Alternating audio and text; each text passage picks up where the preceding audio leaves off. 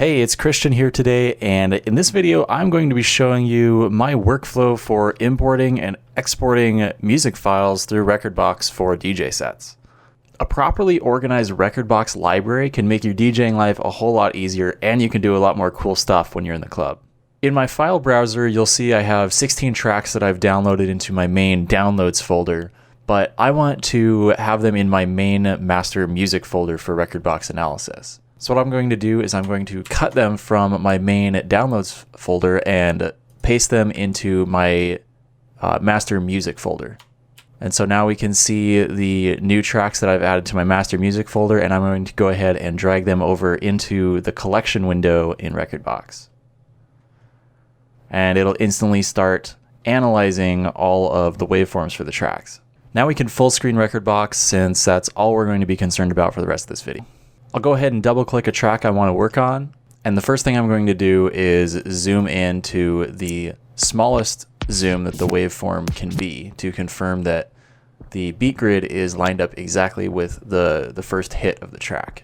I'll usually hit play on the track and then kind of scrub around a little bit to make sure that the beat grid is perfectly aligned with the track. This means checking things like drops and making sure that our red little tick marks are lined up exactly where the most energy of the drop is.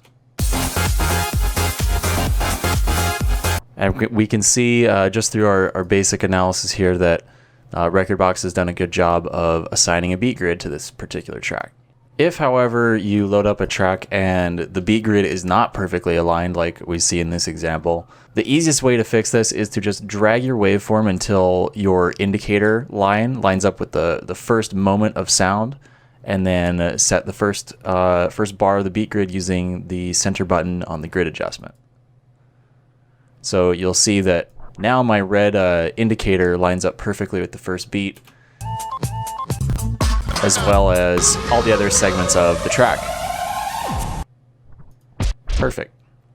You can also use all these other adjustment buttons down below the waveform in the grid view to be able to tweak the beat grid so that it matches perfectly with the style of music that you play. So once I've made sure that the beat grid is accurately set, the next order of business is going to be setting all of my cue points. Remember, in Rekordbox, there's two different kinds of cue points that you can store. There's hot cues and a regular memory cue. If we look down at my collection screen, you can see all the preview waveforms of tracks that I've previously set all my cue points for. So let's go ahead and set some points as I would normally set them in this example track from Kreider. When I have quantize enabled, anytime I set any point, it's going to snap that point to the nearest beat grid indicator that we set earlier. So even if I'm kind of like in the neighborhood here and I hit Q, it'll jump to the nearest beat grid, and I will hit M then to store that to memory. Now we can see we have the red little caret indicator above the waveform to indicate that that has been saved to memory. After I set the first point, I'll kind of scrub until there is a area of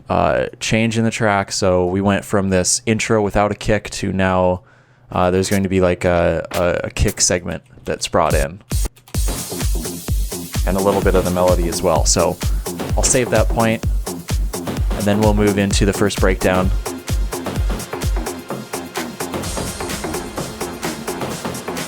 So this one's kind of hard to tell, but you know, if you just keep your counts of 8 accurate in your head, you'll be able to tell that right here is where we want to set our point. 1,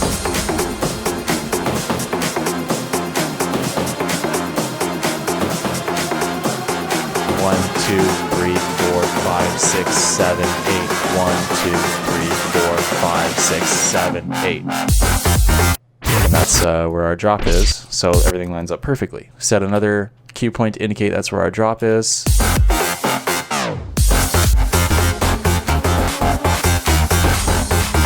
Set another one for our second breakdown. Next drop.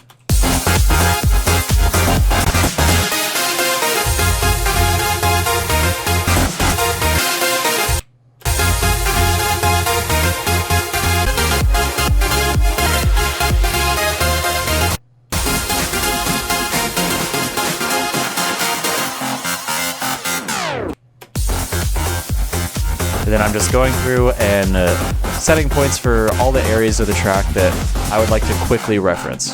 So we got our outro now. And that's our 10 cue points. So now that we've set our 10 regular memory cues, I want to kind of listen to the track and listen for particular points where I would maybe want to set a hot cue.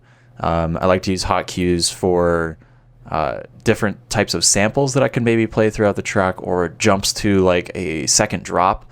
So let's go ahead and see what we can find to set a hot cue A as.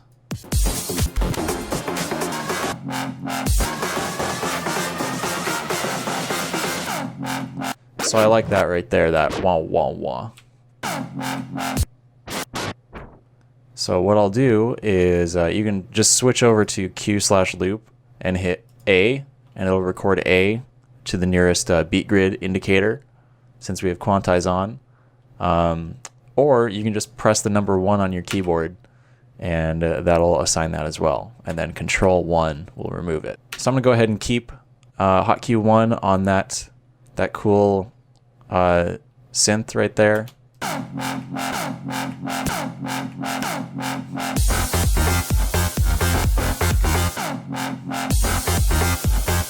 And then next, I'm thinking I want to set hot cue B for a secondary drop.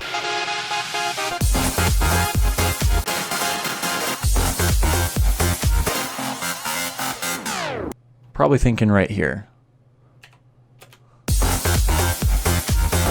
So now this means that when I'm playing this track, through the first build up, and then right as the first drop is about to hit, I can instantly jump to the third drop. And then I no longer have to worry about awkward breakdowns, and then everything is just gravy from there. So let's see how this would sound if I'm playing it the way I think I would in a set.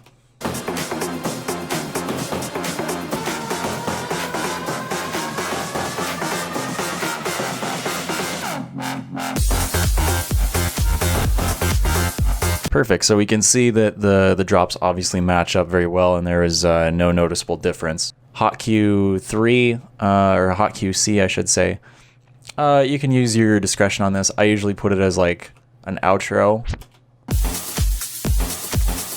or like a kick drum, some other sample that I can rapidly hit. Yeah, and that's basically how I go about setting up my cue points for an individual track. However, I have been working with Rekordbox for like 3 years now, so my workflow has sped up drastically, and I have thousands of tracks that are fully analyzed like this. And when you do it this way, you'll be able to speed up your workflow while you're actually DJing. You'll be able to play more tracks and do more cool stuff, make live edits, all sorts of things that can really set you apart from other artists. So now I'll go ahead and show you what it looks like in real time when I analyze a track instead of talking you through it the whole way. Thank you.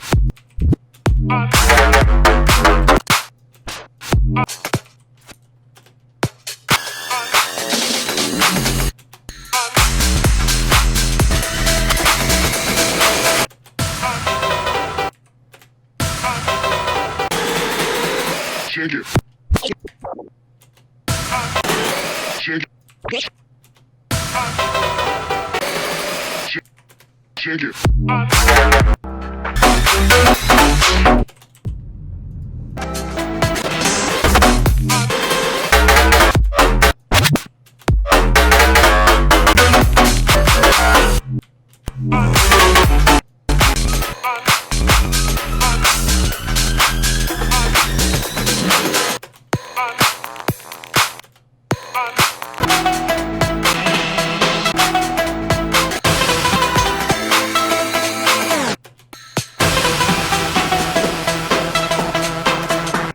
So you can see in the course of about a minute, I've fully set all my cue points and analyzed this song and adjusted the beat grid so that it is ready to go play out.